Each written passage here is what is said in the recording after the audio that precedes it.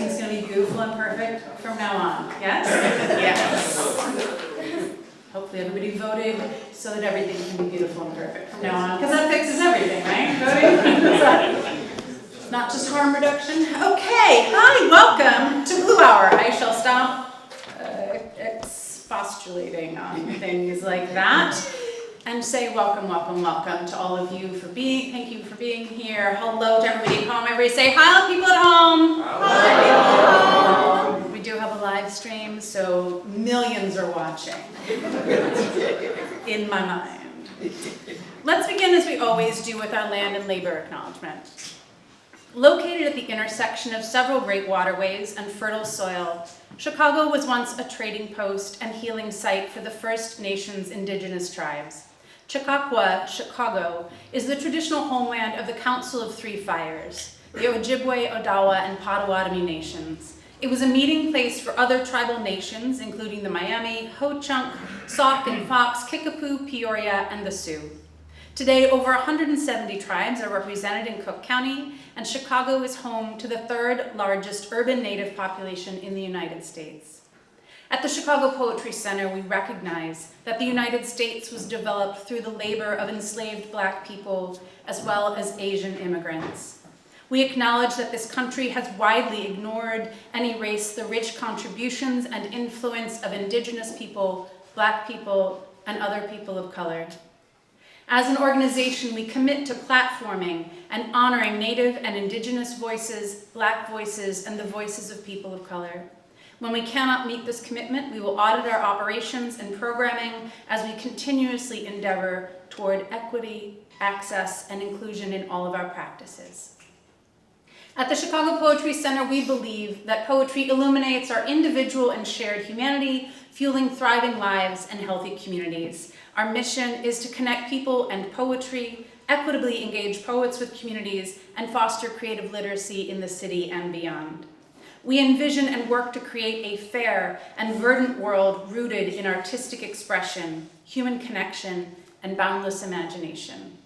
We do that through a whole series of programs, including Blue Hour, which is part of our Lit Life program, along with our summer series Poetry at the Green, and occasional pop-up performances and book launches and things of that sort. We also have a major and long-running program where we send our poets and residents, teaching artists, into Chicago public schools. Information about that is in the back of the room, along with information about our Critical Conversations at Work anti-racism program. We also have a free citywide poetry calendar. So if you are looking for other cool literary things to do, you can check that out. There is a QR code on the back table about that. And if you run a reading series or some sort of performance opportunity, email us and let us know, and we'll put it on the calendar for free. As you likely know, because you are here, the Blue Hour is every third Wednesday of the month from September through May, except for December because it's cold. In April, we will have Diego Baez and Samyak Shertok, plus just between 7 and 7:30, just before the reading series, we will have a little exhibition of 9 new poetry broadsides that we've had letterpress printed by the incredible Ben Blount, who is located just up in Evanston. So come early, there'll be snacks. And also a chance to look at those, and everybody gets to walk away with a free broadside. So come on out and check that out. Let's see. Oh, and then in May, we will close out with Patitsia Humianik and Soham Patel. Quick safety statement. CPC and Haymarket have a policy of non-cooperation with ICE. We do not anticipate any issues tonight, but we do have an action plan should ICE arrive in the area or at the building during this event, including a locked space behind, safe space behind locked doors for anybody who might need it. Should that occur, and should you need something, I will have you check in with Rinna. If Rinna, you'll raise your hand, just pop over to the merch table, and they will take you to safe space through that side door to the right. If we do learn that ICE is in the area, I will take the stage, let people know what's happening, and if anybody wants to go to a safe space, you can go with Rinna. The staff will be enacting rapid response. If that is part of your practice, you will be invited to do so as well. Okay, let's do some poetry, yeah? Yes. Clap if you're, excited about poetry.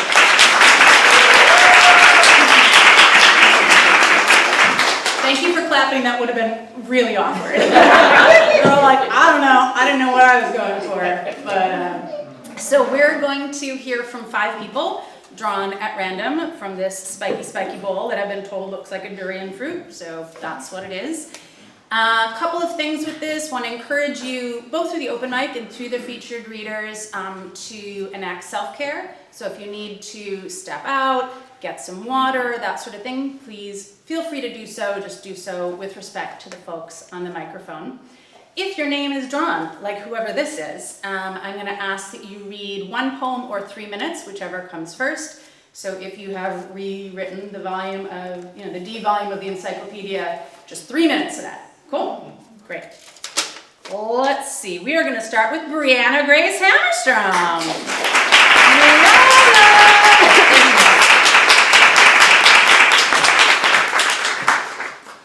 Oh yeah. Also, this looks like an aisle, but it's not really an aisle. So recommend going that way or this way. Like Brianna is really that way. Really this way. Stage left.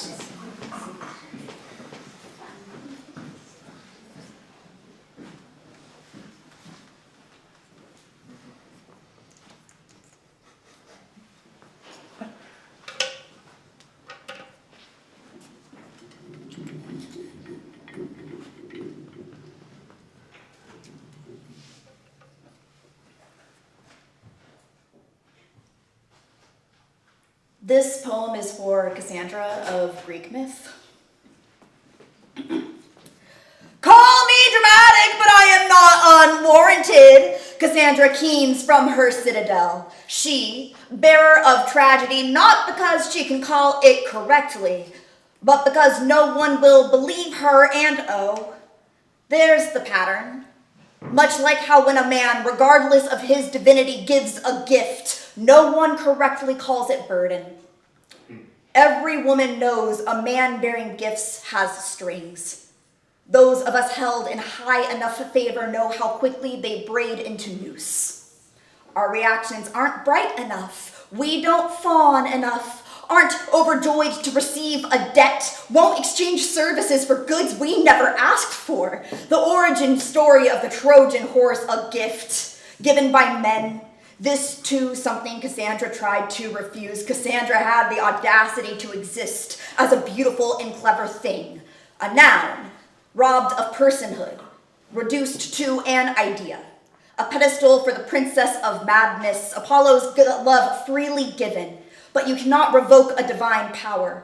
Few men fawn without a guarantee of reciprocation, even fewer gods. Gift and guilt go hand in hand here. Compensation or consequence, you choose this. How pro-choice is understood, an ultimatum still ending in their favor.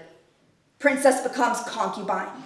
Curses now spat into the mouth where kisses once lingered. A city on fire because a god couldn't fuck what he wanted. A city on fire because even truth coming out of her well wouldn't be enough to convince Troy to believe their own princess. A city on fire as a man takes what Apollo couldn't because a woman is a thing, a noun, robbed of personhood, reduced to a body. The magnum opus of spurned lovers twist community into strangers. Knit blessing into curse, embroider a rationality for others to call history. No one questions what is laid out as fact. Abusers groom their defense as avidly as they do their victims. Whoever could have guessed the sun would gaslight the world? Cassandra, cursed, in no uncertain terms foresaw it all, leaving the only thing to do, rave and weep as the world reduced her to hysterics. This is why I like to imagine the ghost of her, unrepentant, patron saint of the unabashed, Our Lady of Pyrrhic victory, an icon for those of us the world also turned their back on. Not forgiving those who forsook her, damned us. Forgiveness is a trite gift with numerous strings. So here, an invocation, a prayer to all of us who called wolf correctly even when the judge and jury turned a blind eye to the flock. May we all bask now in the flippant, offhanded comments we never wanted to make. May those of us who are called bitter, raving, comment on how the lives we ruin will never find solace. May we hold our truths from those who rip it from us. May we know that we are right. May we find whatever comfort we can in that knowledge. May we find someone who believes in us. May we believe in ourselves.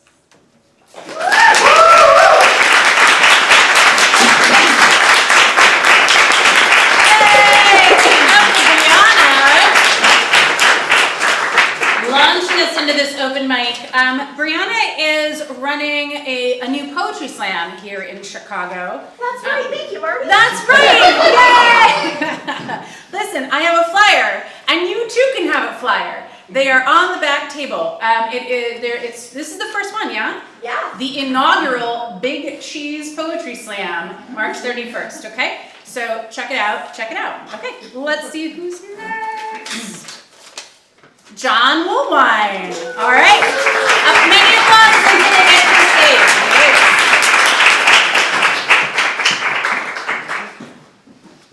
Hey, y'all. Try to adjust this to a little wrist. Y'all hear me? All right. I'm gonna do a shorter poem since we're kind of in spring and the birds are out. So this is called Bird Watching.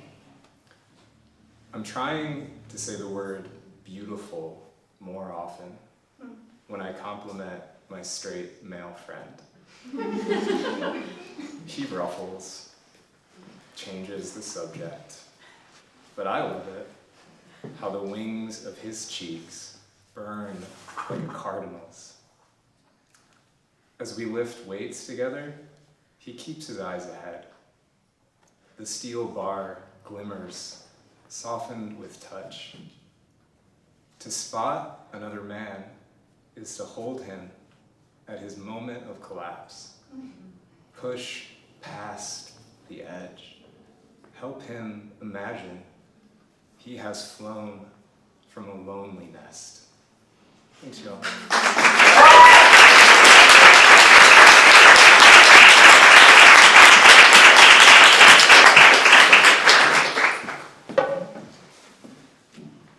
I just love poems about making straight people uncomfortable. Sorry, not sorry. Okay. All right. Next we have, I did not bring my glasses up, so we have to do this because I am 52 years old. Next we have Anita. Anita, come on. Yes, come on up. She's got to go all the way around. So you got like applause for a long time. Practice the body. There we go.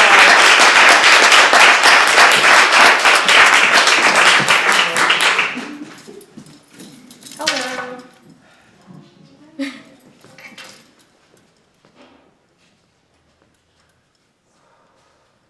Mine is also a springtime vibe. Yes. This is called Fool's Spring. Lichen spores surface on the underbelly of the branch you rolled over, like the blood blooming on your cheeks with February's bite. A whole ecosystem at your beckoning. The scuttle of the bark beetles savoring the wood that softens like sponge. Like the suds that trail down my back, you catch the soap with your fingers. They are bulbous monstrosities on your silken hands. The ice at North Pond has begun to swell, slush yielding to the touch of our mingling breaths, chatter with the geese that extend their wings to flee from the dog extending its own limbs in swift pursuit. I ask you, how can such violence and such joy exist together? Arrange our bodies on the tree's brittle legs. We split the flesh of a ruby pomegranate. You bring the jewels to my mouth and ask me to bite, and I oblige like the wind.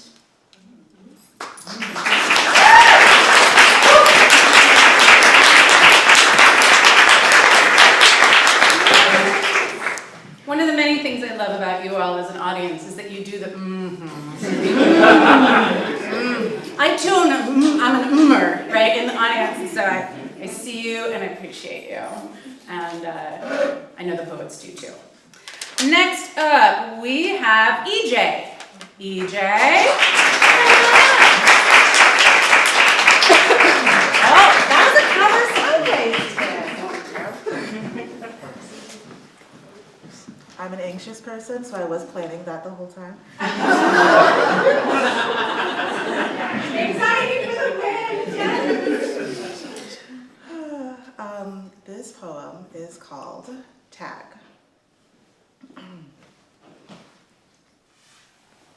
We have never been lost in the forest. We are exploring the forest, playing tag in the forest, screaming through the forest, bleeding and crying and dying in the forest. Is that your hand or a leaf? Is that your hair or dappled light on a mossy tree? Dark mushrooms grown beneath, and the trees pass our secrets, hand to hand, root to root. Come find me, please. Come be found with me. We have never been lost in the forest.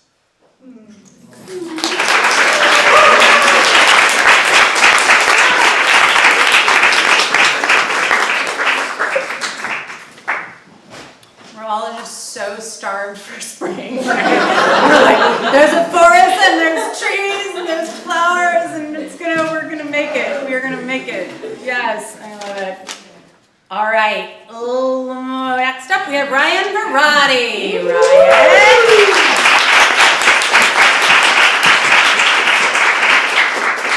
Hi everybody. How's it going? Thanks for being here. All of you here and out there. Thank you to our lovely interpreter and to Marty and everybody here at CPC. Thank you to our featured readers. I blame John for this because he told me to put my name in last minute. And so it's another spring poem. And specifically one about birds. Like a lot of people, I got kind of into birds during the pandemic, so this is a poem about that. There's a bird term, nesting, when birds around this time of year prepare their nests to lay eggs and to care for their babies. This poem is called Still Life with Lack of Nesting. The oaks in New Orleans were restless, their roots like fat fingers rummaging under sheets, pushing sidewalk up to sea level. The streetcar was free, or at least we cheated our way into making it free. Every morning you'd point out cardinals tangled in the power lines, but we waited for permission to leave your home. Look, that one's your ancestor. That one's my friend lost to cancer. I still don't know what to make of a species whose males stick out like a thumb of blood on a landscape canvas. I listen, but still don't recognize their calls. I find rhythms, urgency, but can't understand. This is how you and I felt sometimes meeting strangers. This is how sometimes we felt around each other. Lugging home a hunk of beef for you one night, I heard music drift across the street like snow. A string trio, someone's porch, families gathered respectfully apart like gravestones. For your sake, I tried not to notice the children. I followed you away from their sounds.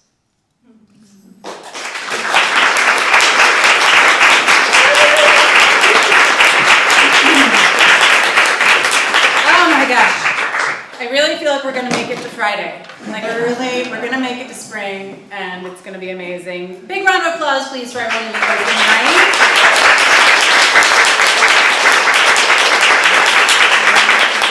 If you put your name in, it was a very full durian. So if you put your name in and you didn't get pulled, you just have to come back next month and do it again. Yes? I will say that apparently coming to the workshop like really ups your karma for getting your name pulled because that was most of the people in the open mic. So I don't look, because someone's like, you don't like peek at them? I'm like, that feels deeply stressful. Like, I cheated once in my life, and I was trying to give answers to somebody, and I got caught, you know? I'm like, that's who I am, you know? So it is really blindly drawn. Very excited for our 2 features. I want to say one other additional logistical thing, which is we do have a community survey open. I would love your input on Blue Hour and what you would like to see happen and what is working for you and what isn't, that sort of thing. It's been out for a while and 4 people have responded, and while they all said really nice things, and I'm tempted just to close it down so I can say in grant reports like 100% of respondents all thought everything was perfect. I would love to hear from everyone. So there's a QR code for it in the back, and also it's in the newsletter that hopefully you're all signed up for, and if not, please sign up for the newsletter. Okay. Let's get to our featured readers. We have 2 amazing features tonight. We're going to hear first from Mira Cameron and then from April Gibson. Applaud for yourselves for being here to experience this.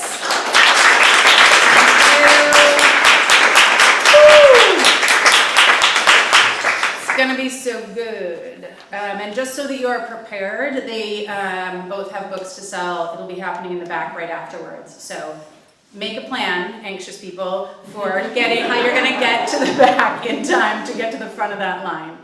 All right, we're going to start with Mira Cameron. Mira Cameron is a girl helping create maybe anarchy or a fantasia or a group of trans people holding hands. Yeah. She is playing in warm dirt and trying to feed as many as she can, or otherwise editing the poetry section of Imposter. Mira has a book coming out, big ups for that. Yes! Around December, is that right? December 20th of this year, so you've got a little time, called Sex as a Woman. Please give an enormous round of welcoming applause for Mira Cameron.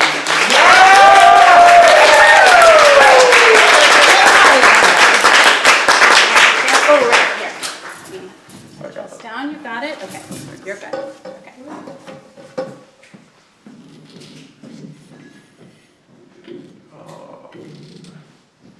Okay. I am really happy to be with y'all tonight. I am happy to be here with April, whose work is, very inspiring, and also just very happy to be in a place that is, named in a way that tributes to Lucy and Albert Parsons, and so it's just warm. But this first set of poems is really coming from. Over the last summer, I got very obsessed with Eileen Myles' theory of pathetic literature, which, if anyone is not aware, is just work that expresses so much emotion that it can't hide its intent, and I've really grown to just be really grateful to that honesty. But it is called Deep-Seated Wants. Sometimes I read a bad play and become convinced that if I had a pussy, I'd become a prophet spelling bones by what drips out onto my underwear in accordance to what I shove inside, but mostly I hear a glass of water pour from a pitcher and rush off to vomit life's meaning out the sound, missing nipples that burst red, that open like pomegranate seeds or her estrogenized cock. As soft as a late-night fire, slow-roasting sweet winter squash, flesh-warm delight spiced in my mouth with cinnamon, cayenne, paprika, love and tenderness, and all the makings of a home.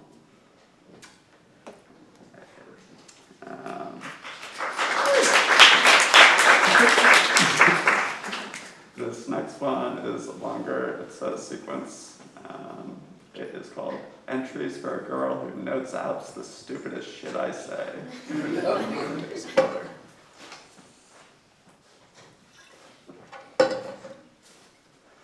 I'm only worried about loneliness when it turns to cruelty. Cruelty is the clearest I've ever felt. An on-and-on testament on how to find sense.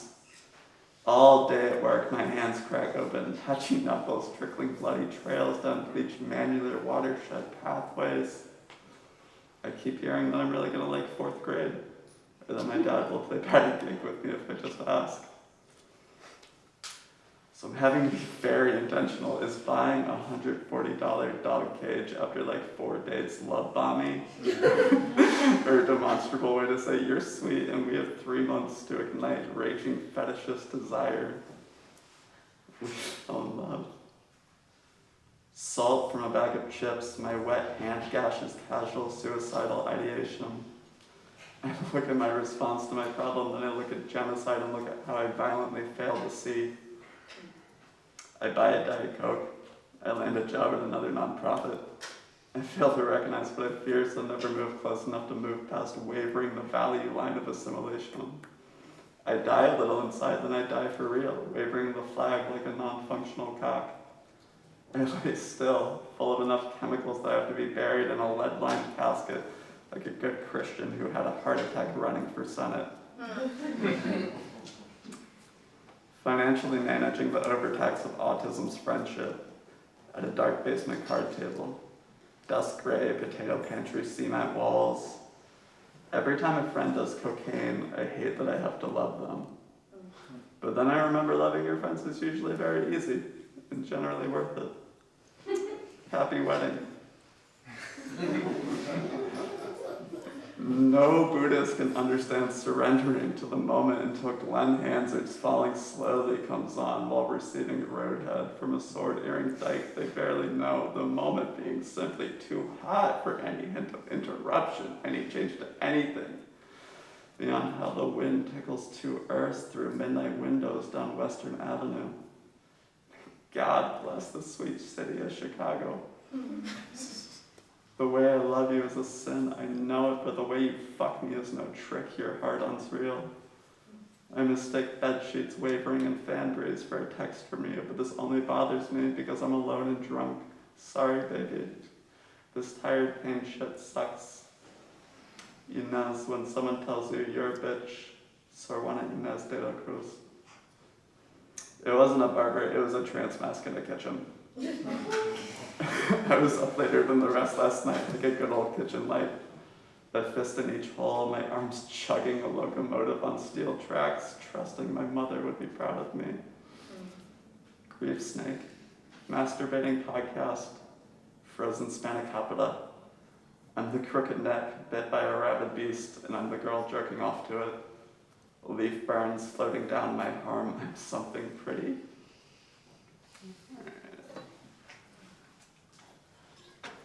And then this next one is going to be called Color Oscillation. If my eyes are God's light, heat stroke rising, viridescent canopy backlit by glow, her earthquake, her gold, violent eruption, embryonic umber, the fall of a feigned body come towards actual life. If infinity is already a release per grating anchor of land, if pressure is forever a lever ready to be licked like I licked your tolerance for danger that night we spent retreating into deities, I will be as devotional as the pigeons claiming sanctuary on old rail lines.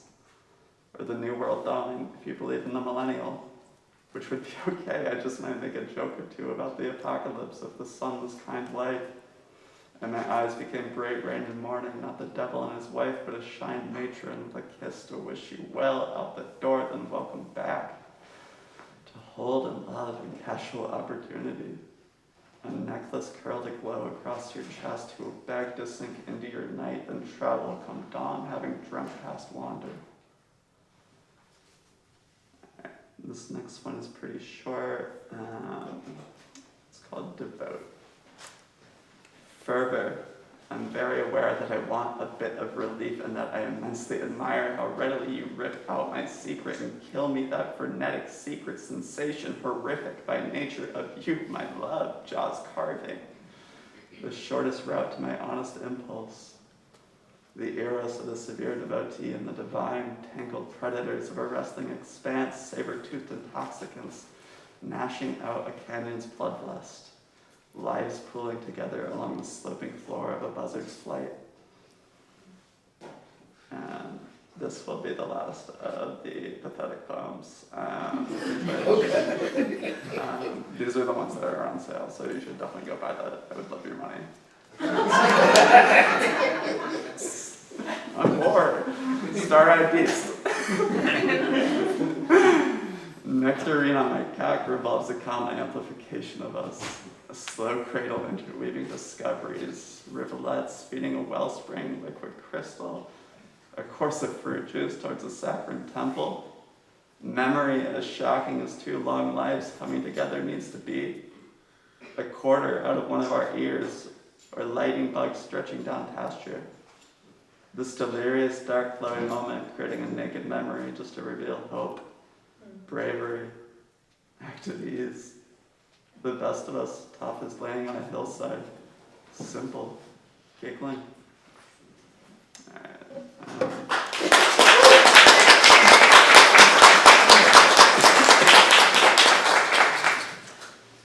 I'm gonna move on to some more political poems. They tend to still be pretty driven by eras or just, eroticism, kind of a thing right now, but they definitely are trying to speak to a wider audience. The goat cheese litany of overstimulation. My friend going home after crashing the spare room for 2 months. My friend on a domestic terrorism watch list. The terror they feel in thigh-high socks heading through airport security. They're got through safe text sent from an airport bar. Shaky hands holding a recovery beer. And how they end the text with "I love you." And falling in love, and hoping and getting absolutely mind-blowing head while watching Beetlejuice and goat cheese and apples and caramelized onions and bruschetta with mozzarella and basil and her little yellow pug butter snorting in the background, demolishing a head of broccoli. And how she cries after seeing the hospital bomb doctors triage Palestinian children, remembering working the 2020 ICU and state-sanctioned genocides. And the electricity killing me, and alcohol smiling, and cold season warmth, a body of warmth, and a long pour of bourbon. And my brother's turning 30, and my brother's getting married, and my brother's destroying his fucking life, and my dog who wants to play. And if I can't live my life, I can at least do the dishes. I'm pretty sure my dog is also autistic. And the day my friend left, some rich liberals tipped me $20 to pose with them in a selfie while I lifted heavy boxes of their dead mother's books. And when I was a little girl, I never thought I'd be a poet or a hooker, but I'm glad I learned to dream. It's just the last few years I've been earning $500 in 30 minutes, and suddenly I can see an artistic future for myself. And gradually I believe in a future for myself. I've become such a kinder person since I learned to be at peace with not accepting the rules they offer as nothing. And I think some well-timed violence against the nation state is okay, is fucking great. Even we should get ready for the people, the greater people. We are singing violence, our bodies merging from a body of messengers born to kill the king, set fire and right the empire. And I fully endorse any violence against relationships of abuse, oil barons, prison wardens, nation states. Go get them. And the year I spent being swapped between the East Moline Correctional Center and State Hill Farm, what I would have done to tear those walls down. Radicalization is iconic, and either way we look is toward another world war. And I told a woman I didn't appreciate her tone, and she snarled, "What tone?" And I said, "The tone that screams I live in River North," and I hung up. And some days I wonder will I ever not grumble from the emotional exhaustion of a job, and others I wonder will I ever keep a job as every risk I take seems so reasonable. We are almost all suffering but rarely together. And 3 showers a day to wash the stress off, and why is it so hard to pay my bills even when I have the money, and can it be someone else's turn to experience the Adderall shortage? And I am becoming who I am, and who I am is nihilistic, loving, happy, and imperfect. And all out of groceries, so mostly eating cough drops and smoking the cigarettes I set aside for spliff. And sometimes life's a massacre. Alright.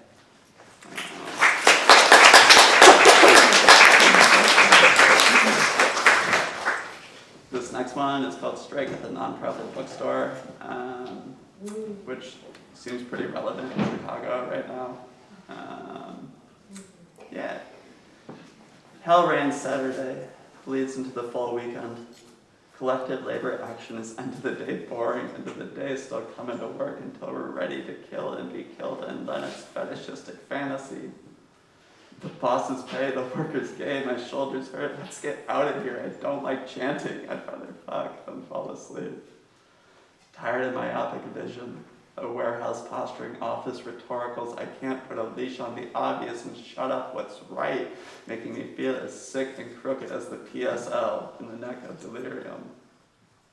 Without 8-hour chromosomes, the dust clears away. We were living in the dust like bunnies. The dust came from the executive's boring validation awards, which were dusty as the men like to compete, eating cat litter, licking ashtrays the far extent of their skills, and the woman had sandy, well-paid vacation vaginas which spread dust upward through their gut and out their mouth when they felt invalidated or talked back to. And in this way, us coordinators were like very well-trained rabbits told good thumper for spreading literacy. Loud mouths of rain cleanse their somatic system, and we drink pine needle tea to stay warm, singing kumbaya and shit, co-workers, swapping stories with people we're not that similar to, have no strong reason to bind to besides this deliberate choice to find out and protect ourselves and bind to, and so we do. Who are you is a narrative, inventive. Take them for what they own by allowing everything. Just remember, happiness is actuality and don't be excess. Despise success where you're not loving others. Luxuriate bored. Walk away from an action or few. Have a fantasy bathroom fuck. Roll in the mud. Find pleasure in a raindrop wetting your eye. Okay. I have 2 more for you. Change gone past an end result. Gluttony, ask for grateful. Normality whispers hold, so I save my life. No point, but never know. I hack the cigarette, slow massacre. I can hardly stand when I crave this pen in a free world so far away from the soil I want to be. Adapt, breathe in, hold on, let go. Box breathing away forward. Riots greet the constraints of time. We're strung up by expectations to blow up when we can become their fears. It is that simple. The dark around my eyes is a dream I try to remember. Simple pleasure without waiver or qualified option. Fetishized dust self, hello life's understanding flavor, jaws possessing flesh, a ribcage to gnaw, negotiated persistence, viscera gods. Snowdrifts, leaf burns, constellations taught to asthma attacks, mothers, cornfield meteors, almost too many.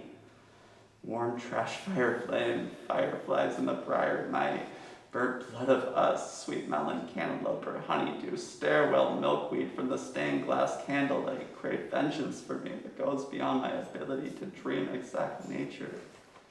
Violence, I remember. I believe in violence. Sometimes pleasure and pain.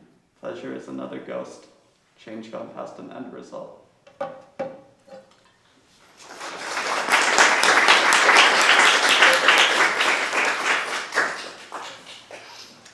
this last one.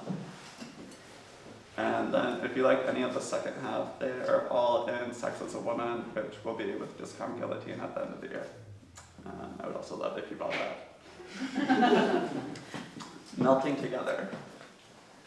I struggle to focus despite the 2 Adderall dissolving in the Diet Coke acidity of my belly, unable to handle the viscous mucal water of Neruda's sensuality and the triple-digit nausea of climate disaster summer. Instead, sick, I fall back to the pragmatic Louis Galec's winter recipes for the collective to wonder, would I make a moss sandwich, or would I die in the forest gathering it? I'll clock into work later, when there's more to do, after I've done what's important to me. That was a bad trade, the wings for the kiss. When you sucked me into the cavernous soul of your gut, I couldn't get away, pierced by the dark stalagmite-ridden floor, my spasming wings flooded blood. I haven't felt like a leader since I was the first one to strip off my clothing at the T4T beach orgy. Gluttonous for the get on with it already surge of relief, the emotionally neon classic ready to be fucked, the grit of sand between teeth so similar to its evolution, the grit of glass, cut gums, her mouth a murdered geyser drunk without elegance. Who can speak of the future? The princesses will have to live in it. What a sad day the day has become. I finished Gluck's Slim Haven of Realism and opened up Audre Lorde. wanting the touch of a mother, a woman, a mother, a blanket wrapped around my child's shoulders. Of course by now my shoulders have crumbled. Of course by later I'm sad.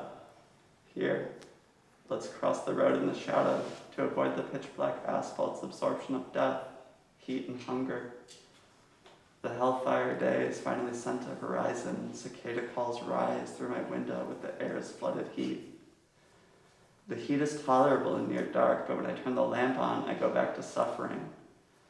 To be aware of climate suffering and do little or your best, though act right. The neighbors and I are very kind whenever our dogs get into fights, but I think we mean this. Are genuine, worthy of consideration and understanding. A fire hydrant wrenched open floods the street. There are worse forms of water waste than kids having fun. Both my head and my heart are dried up, and the Diet Coke hardly helps. Mostly it burns where I chewed through my lip. Yeah, thanks for having me.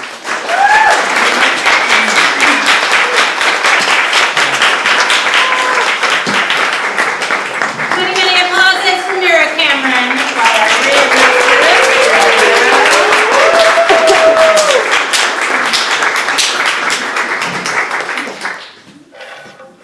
We haven't had two local features in like a hot minute, so I'm very excited to have like a showcase of Chicago talent this evening. All right, April Gibson is a poet, writer, and professor whose work has appeared in the Kenyon Review, Michigan Quarterly Review, Rhino, Prairie Schooner, and elsewhere. Her poetry collection, The Span of a Small Forever, was shortlisted for Chicago Review of Books Award and a first runner-up for Chicago Reader's Best of Chicago. April is a recipient of the Gwendolyn Brooks Poetry Award, and she's received grants, fellowships, or residencies from the Poetry Foundation, Tin House, Callaloo, Vermont Studio Center, the National Endowment for the Humanities, and others. April is an assistant professor of English at Malcolm X College. Please give a gigantic warm welcome.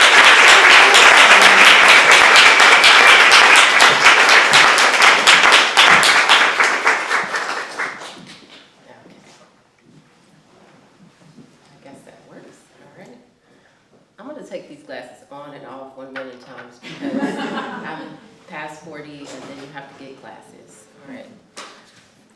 How y'all doing tonight? I'm so excited to see people writing and reading poetry.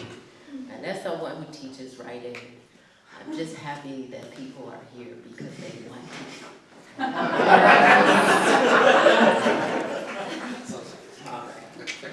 So, I'm going to read a few things. I don't like to talk too much about what I'm going to read, but I read a lot about health and chronic illness and all that fun stuff with our wonderful healthcare system in America.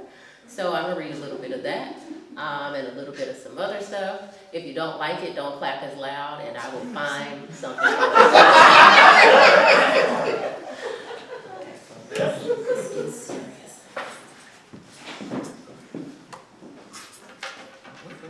Don't do that. Recessive. I am the Slim Chance auditioning for my world premiere. The offbeat hand clap that will soon ruin the song. I am the shell game for which you win a glitch. The enigma hiding inside your insides. Riddle me this. How many mistakes does it take to make a bad seed?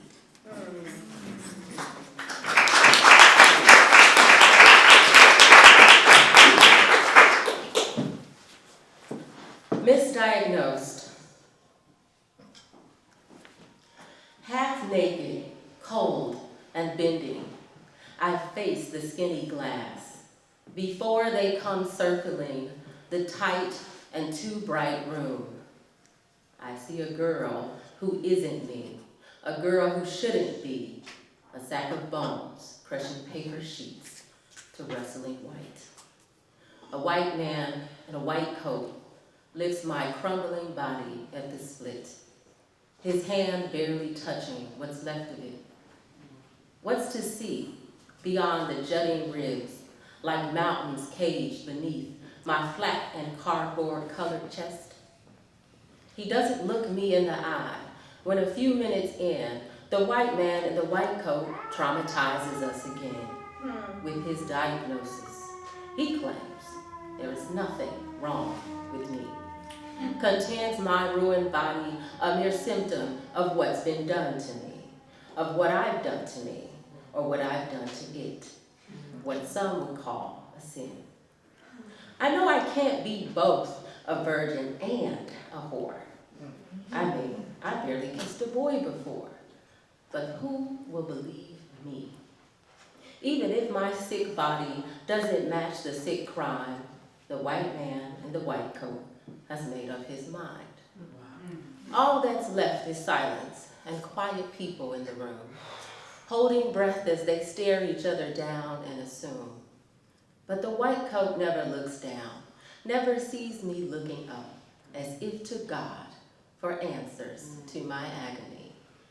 My gaze extends beyond the pale into fluorescent white. My body is a magic trick, disappearing me into the light.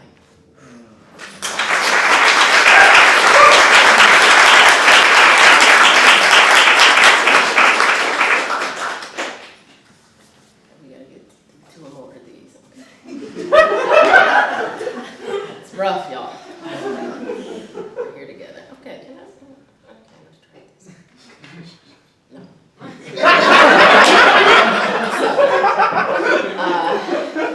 Let's get our mood up so I can take it down. All right, checklist. Guzzle liters of colorless drink, white limbs and brown antiseptic. Scrub iridescent nails with tiny alcohol pads. Remove all jewelry. Tuck loose curls into sky blue cap. Bend shivering knees beneath pastel gown. Clench teeth and chatter. Try to recall your last meal. Wake after 9 hours of blank space. Ask if any of this is real. All right.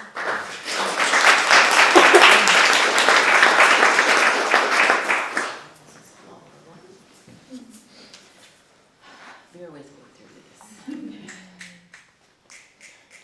How to survive holding your breath. 1, 2011. 90 pounds of skin draped over the bones. An old lover would not recognize the me I see.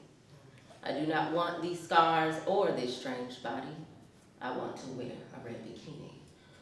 I want a kiss on my belly. For 21 days, the doctors come in swarms, hanging heads to pins and less speaking, my abdomen a crater sinking deeper with each labored breath. So many visitors, one could mistake my bed for a box. I can't remember all their names or even all the days it took to get here, but I do remember wearing lipstick when we passed the vomit days.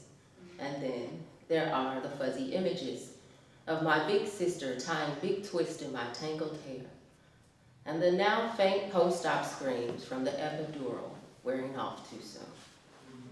For 9 hours, surgeon cut away my sick parts, 5 hours beyond estimation, and the work remains undone. They explain my insides are too damaged, so they plan to continue the cutting next spring. Nevertheless, I am relieved that the hardest part is over. Being closer to healthy feels right, but somehow it still feels strange. Will I ever work the same? Will I ever again undress with pride? My skin forever sticky with adhesive and the color of someone else's nude. I can never truly be naked again. When I finally make it home, I cry at the sight of a tube top purchased the summer before, staring down at my lifetime Band-Aid. This is what permanency feels like. On the right side of my belly, I carry the burden of desperation, the things we humans do to stay alive. I live in a time warp of constant repair, fixing, never fixed. my body working through the darkness that knows to fill an empty space. What is missing from me turns out to be more than ulcerated innards that span 5 feet. There is a displacement in me, a loss of the one constant my mind and body have for so long understood, a suffering. Though some may think what I mean to say is pain, I'm not sure these two words can translate the same. What I do know is that the first 10 years of my life before being struck ill were filled with indoctrination that said suffering was a badge, an honor for the holy, a road to redemption from sin, a sign of great things to come. Even if relief was to happen in the afterlife. Suffering is then, by this logic, an oddly intimate act of faith, a response to pain. Pain, then, is a source of suffering, a feeling, a lonesome feeling, not an act, but an affliction that when experienced creates an utter confusion of sense. A piercing touch can make you crumble. The sound of your own child laughing can make you wince. The sight of blood, the smell of your own can make you puke. The metallic taste of medication can make you want to quit. But the promise of prayer, a response to suffering, can convince you to stay alive despite the pain. But this is all semantics. To be honest, I just don't know what to do in this new body. Shameful to say, there are days I long for my missing pieces. Some nights I want to rip this flimsy shield separating me from fragility and beg back the burden. Welcome the suffering, accept the bad seed. Shame can feel stronger than love tries to be, and I'm not sure love will ever be enough to convince me I am worthy of the kind of life I see everyone around me take for granted. My family assures me there are people who would want me even if I am not whole. Though I can barely walk well enough to leave the house, let alone be concerned about how undesirable I have become. As I pace my small apartment, half dressed in a sports bra, my family pretends not to notice the scars. My 6-year-old son is afraid of my new figure, confused about what will be my new toilet. He has developed an aversion to small plastic bags. He sees one from a local grocer with old tissues crumpled in a kitchen corner and nervously picks it up when I tell him to toss it in the can. Only my niece is bold enough to ask why my body is different. I answer in truthfulness because children need to understand that people sometimes live with holes inside themselves, real holes, or only holes they can feel. My nephew calls me an alien. Weird, but super cool.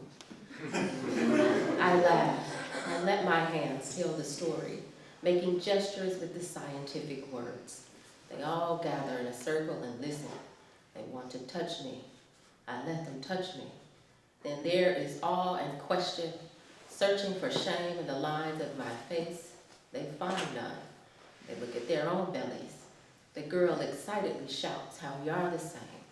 Small brown fingers pointing to tiny nicks in her skin.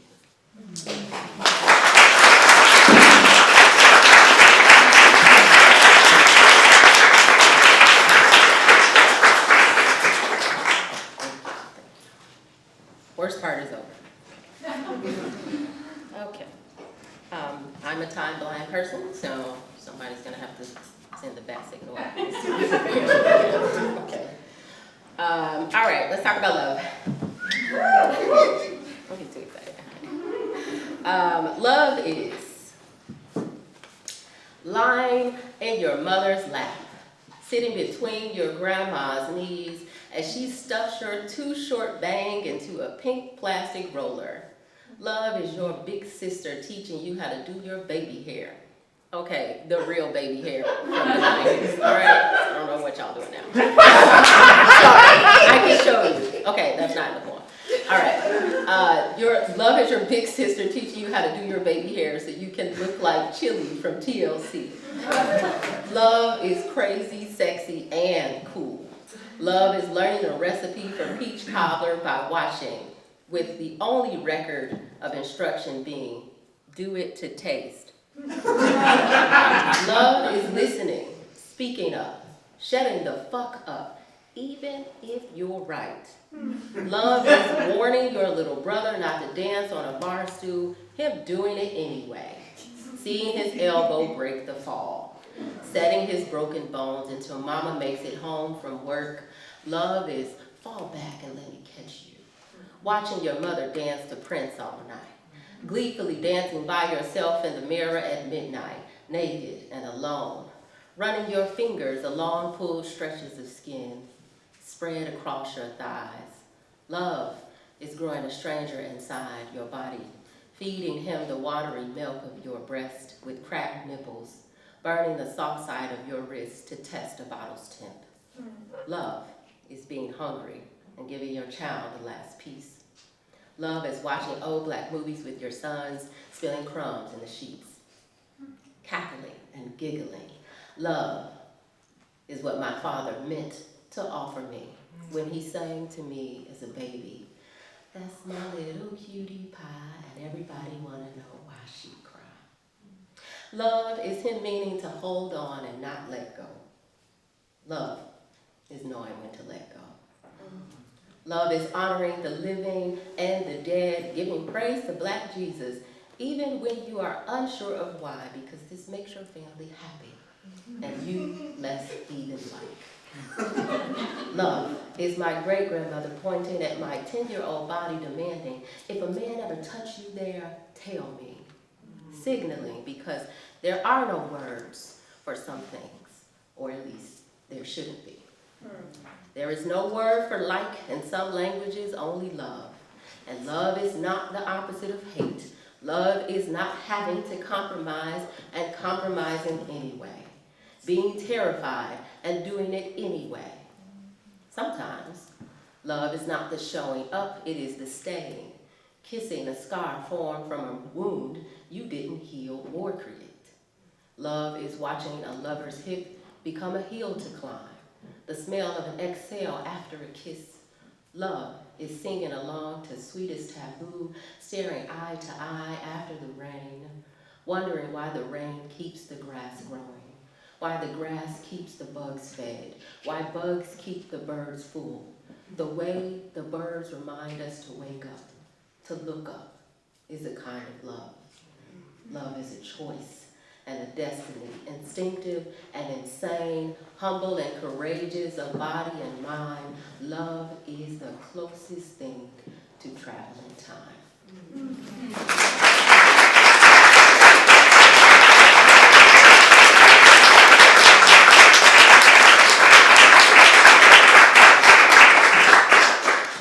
So I'm gonna read this because my son said he liked it. So if you don't like it, I don't care.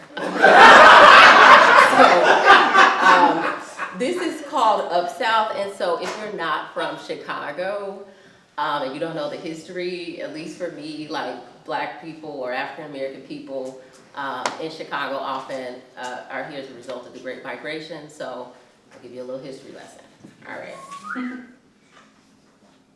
A block of brick bungalows, symmetric lawns, porches, and concrete steps filled with Black families who proudly walked in the front door as white people ran out the back. A house so beautiful, people and roaches never wanted to leave. The place to be, basement parties, purple lights, lace gloves, costumes trimmed in glitter and gold. It was the 80s after all. One room covered in strawberry shortcake decor, canopy bed in pink, and of course, there are the makeshift rooms, a pantry just big enough for a crib. But the little girl leaves each night to crawl into her sister's bed because the thick white plastic mattress is too loud. It makes her think of that bout with the chicken pox, the explosion of scratched blisters against the sound of her bed's flammable coat. Back then, anything could catch fire. Pajamas, hair, even people smoking dope. If you were quiet enough, you could find lessons in loud things, loud people, loud music, and even in the smoke. The hot rattling speaker thumping bass across the street. The screech of mama singing Prince at the top of her lungs in the red light gathering, a floor beneath. The scratch of a record which you learn is on purpose. The cloud of white dust swirling heads like an extra layer of holding spray. If you could be seen and not heard, you learn why they call a drum beat, why they call a drum a heartbeat, what makes the bass go boom, why the beat make folks want to do the butt. I'm sorry. Shout out to Chuck Brown.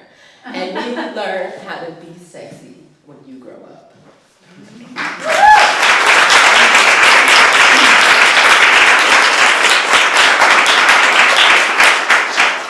Who's in charge here? Hey, one more. Okay. Yeah. All right, so I was trying to decide. So since y'all were doing all this springtime stuff, I'll bring my spring poem in. Yes. Since, you know, my name is April after all. All right, we'll do this. Now, where in the hell is this poem? Okay. There we go. Just when I thought I was grown, I grew. Beyond bowed back and bent knee, I am more than glorified suffering, draped in silence and modesty. Bigger than the promise of a good life and some white God's eternity, my existence deserves more than makeshift morality. My survival is not symbolic of a Samaritan's noble deeds. I am neither servant nor vessel to be used and emptied, not a trophy rescued from the trash. These scars are not metaphors for mythical birds surviving the fire, their singed wings escaping ash. I am a creation of vast, glorious shaping, and I am learning to breathe. To be a cloud circling skies of clarity, I am new beginnings. I am April, I am spring. Rain and remnants, the release that nurtures the seed, and I am the green spawning from dirt to yellow feed for honeybees. I am multiplicity growing possibility, and nothing can stop this flowering. Thank you.